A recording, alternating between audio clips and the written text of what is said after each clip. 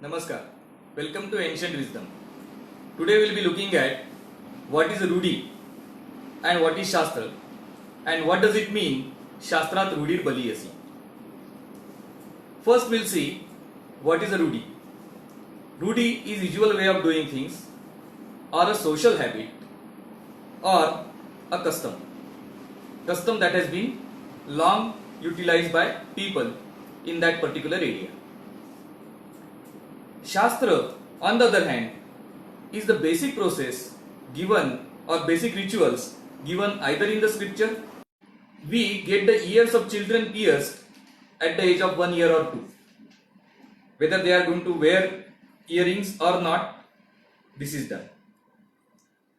Or at the age of 1, the children have their hair shaved from their head. Or another one is whenever you are going to temple, we make sure that we take some flowers or agarbatti or sweet or fruits. These are all examples of rudis, which are social habits which have been formed for a long time. Let us look at a story of how a rudi is formed. Once there was a Mathadipati, a head of a mutt, who had a favorite cat. Every time the Mathadipati would do his daily puja, the cat would come around and sit there. It would know when the puja is going to commence, when the bells used to start ringing, there would be sound of vessels, there would be a perfume in the air and so on. And then wherever it was or it would come running near the temple and sit next to the Mathadipati. But this cat also was naughty, so it would not sit still. Once in a while, its curiosity arose.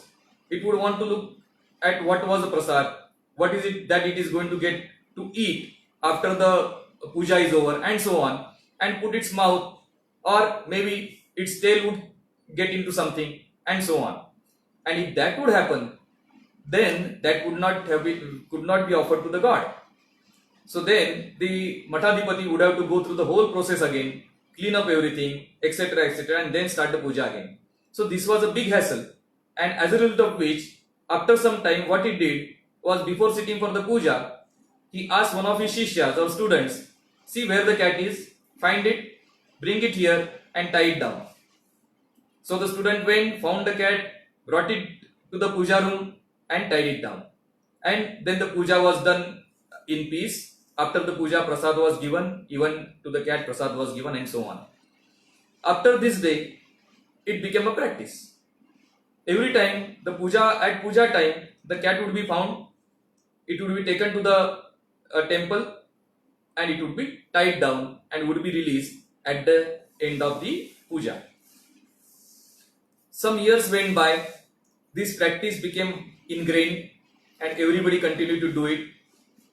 Then the next Mathadipati continued with the practice, and then one day the cat itself expired. The next day after the cat was expired, the students had a dilemma. Oh, puja time is nearing, but where is the cat? Oh, there is no cat. It expired yesterday. Oh, but we require a cat for the puja. So they went to the market, found a cat, brought it there, put near the temple, tied it down, and after the puja, they released it. And this is the way the custom, the rudi of keeping the cat next to the temple in that particular mutt originated and continued for a long, long time. This is how a rudi is formed. When the rudi started, there must have been some strong reasoning for that rudi to start, that custom to start. Over a period of time, that custom or that reason may not be there anymore, and then it just becomes blind following the custom just for the sake of following it.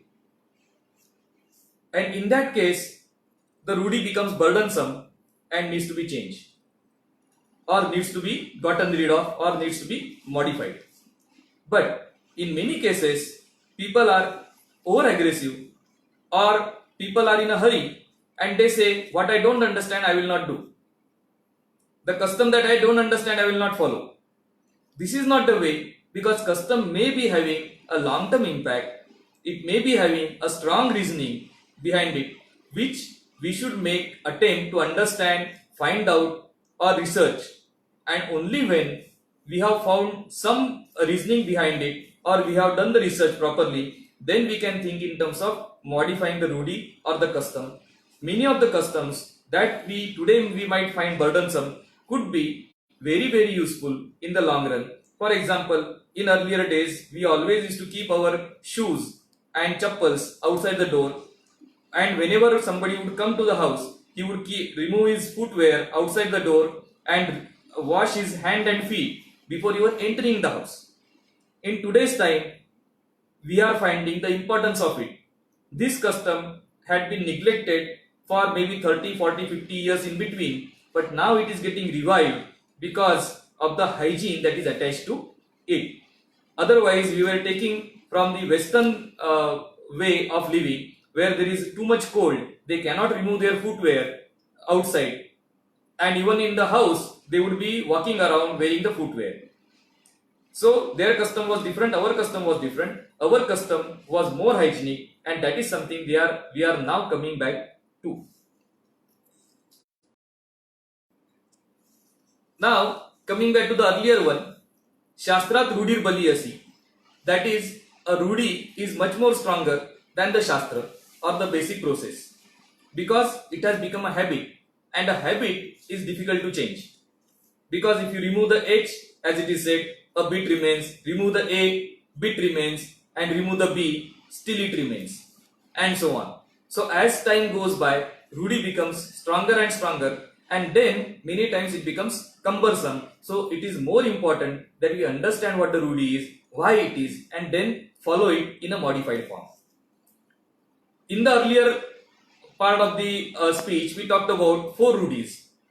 One of them was taking some sweet, flower or fruit to a temple when going there. Why should we take anything to the temple? We can very well put some money in the Kanuk Dabi. In any case, that is what many people ask.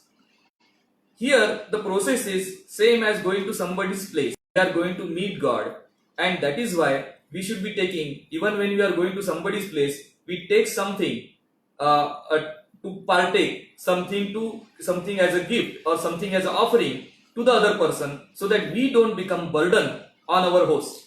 That is one part. Secondly, it is a joyous occasion. On a joyous occasion, we want to partake whatever you have taken. So why fruit, flower, sweets? The thing is, why not something that something would be given or something would be offered but cannot be partaken? Whereas when you are taking flower, fruits or sweet, it can be partaken. That means it can be shared, and it can be offered as well as taken back, and it can be enjoyed by all the people who are there. Second part, why sweet? Why not something else? Because sweet is something that most of the people can eat. That is why sweet. This is the way a Rudhi is to be understood. Also, it is not that a coconut and coconut only is to be given. It is a generic statement. It is a fruit that is offered. And in a coastal area, a coconut is easily available, or a local fruit. That is why it is offered. Coconut is offered. If you are in Ujjain or Nagpur in earlier days, it would be very difficult to find a coconut when going to the temple. And because you can't find a coconut, you will rethink of your plan of going to a temple because you don't have a coconut. So that is not what is to be done. If you understand this custom properly, you will take a fruit, local fruit, which is easily available, which in this case could be oranges or apples or any other local fruit that is there. So taking the fruit, partaking it, taking some part of it as prasad is the modified way of looking at the Rudhi. And all the Rudhis have come up because of some solid reasoning in those times, and these are to be traced back to their origin and then only modified. And it is said, Shastrat Rudhir Baliyesi, when it is compared with a Shastra or with a process, the Rudhi is a stronger one. But what is a Rudhi and what is not a Rudhi? how do you justify it, or how do you find it? The way to do it is very simple. Trace the Rudhi backwards. If you are able to trace it to any ritual in any scripture or any ancient wisdom, then it is a Shastra. And if you are not able to trace it, or you do not find it anywhere in the ancient wisdom or any of the scriptures, then it is a Rudhi, and then it can be modified accordingly. This is how they say Shastrat Rudhir Baliyesi, and Rudhi, if not proper, can be modified, but only after proper understanding and proper appreciation. Namaskar.